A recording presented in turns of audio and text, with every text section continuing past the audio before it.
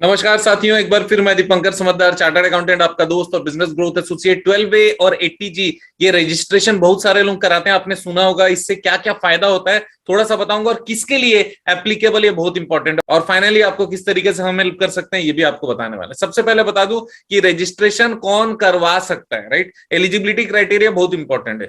NGO होना चाहिए। NGO word मैंने आप लोगों को थोड़े वीडियोस पहले बताया था कि एनजीओ वर्ड मतलब नॉन गवर्नमेंट ऑर्गेनाइजेशन, इसको हटा दीजिए, इसके जगह नया वर्ड याद रखिए, एनपीओ, नॉन प्रॉफिट ऑर्गेनाइजेशन। तो इसका मतलब ये ऐसी ऑर्गेनाइजेशन जो प्रॉफिट नहीं कमाती होगी। दूसरा, प्रॉफिट मोटिव से बिजनेस नहीं चलाती होगी। तीसरा, वो सोसाइटी हो सकती है, ट्रस्ट हो सकती है, या फिर कोई और रजिस्टर्ड ऑर्गेनाइजेशन हो सकती है जो प्रॉफिट के लिए काम नहीं करती। चौथा, वो रजिस्ट्रेशन हुआ रहना चाहिए ऑलरेडी किसी बॉडी के अंदर में, किसी एक्ट के अंदर में, राइट। और इन ऑर्गेनाइजेशंस में जो भी पैसे आएंगे, डोनेशन आएगा, उसको कौन से पर्पज में यूज करना है? उनको सोशल पर्पज में यूज करना है, लोगों की भलाई के लिए यूज करना है।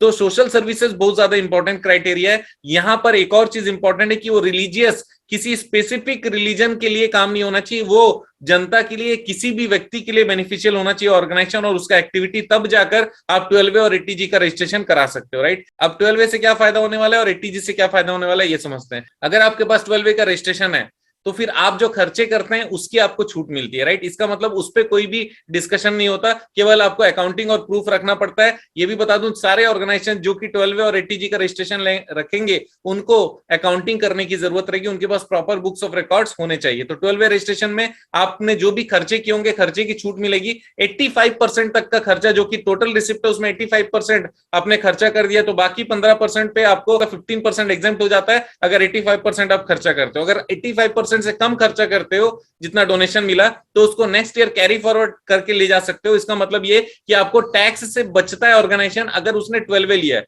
तो 12A अगर आप लेते हो आपको टैक्स से बचत हो जाने वाली है, और अगर जो बेनिफिट रहेगा, एक्स्ट्रा रहेगा, उसको नेक्स्ट ईयर कैरी फॉरवर्ड ले सकते। इसी कारण किसी भी नॉन प्रॉफिट ऑर्गेनाइजेशन के लिए 12A बहुत इंपॉर्टेंट है। तो खुद बच गए 12A में। अब कस्टमर या क्लाइंट या डोनेशन देने वाले जितने भी लोग हैं उनको फायदा कैसे पहुंचाएंगे, उसके लिए 80G की जरूरत रहती है। अगर आपके पास 80G का रजिस्ट्रेशन है और आप डोनेशन ले रहे हैं और डोनेशन का रिसिप्ट दे रहे हैं किसको, आपके जो डोनर है उनको, तो उनको छूट मिलने वाली है। उनको क्या मिलेगा? उनको एग्जेम्पशन मिलने वाला है। 50% एग्जेम्पशन मिलेगा कोई भी नॉर्मल ऑर्गेनाइजेशंस के लिए, जो गवर्नमेंट ऑर्गेनाइजेशन नहीं है। उसके अलावा दूसरे एनजीओ या एनपीओ, नॉन प्रॉफिट ऑर्गेनाइजेशन है, उनको अगर कोई डोनेशन करेगा तो फिर उसको 50% ऑफ द डोनेशन का छूट मिलने वाला है। इसका मतलब डोनेशन जितना करेंगे उसके आधे का छूट वो ले सकते हैं अपने इनकम टैक्स रिटर्न में। तो दोस्तों एक बार रिवाइज करते हैं, 12A नॉन प्रॉफिट ऑर्गेनाइजेशन के लिए बहुत ज्यादा इंपॉर्टेंट है, ताकि उनको क्या मिल जाए? छूट मिल जाए। किस चीज का छूट मिल जाए? जितने भी खर्चे करते हैं उसकी छूट मिल जाएगी। और जो 85% से कम खर्चा करोगे तो नेक्स्ट ईयर ले जाके वहां पर खर्चा कर सकते हो।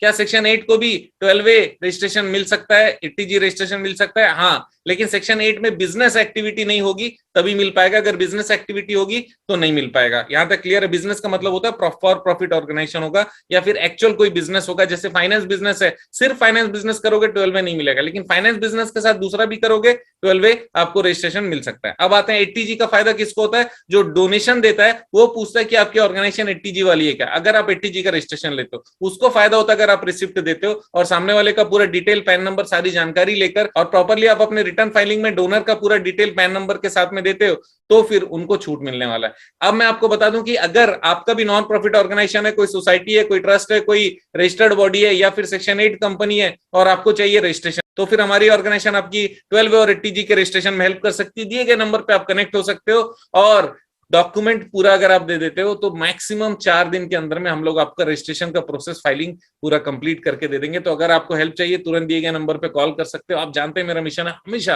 आप लोगों की मदद करना और समय पर सारी जानकारी देना। तो बने रहिएगा मेरे साथ, वीडियो को शेयर जरूर करिएगा।